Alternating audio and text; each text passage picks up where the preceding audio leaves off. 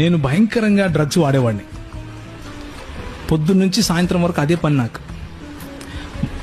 భయంకరంగా కొట్లాటల్లో తిరిగేవాడిని కడపలో.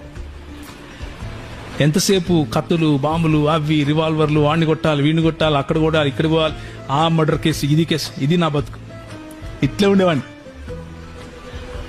ఒకరోజు ఒక కేసులో పడితే ఆ కేసు నుంచి మా అక్క విడిపించింది.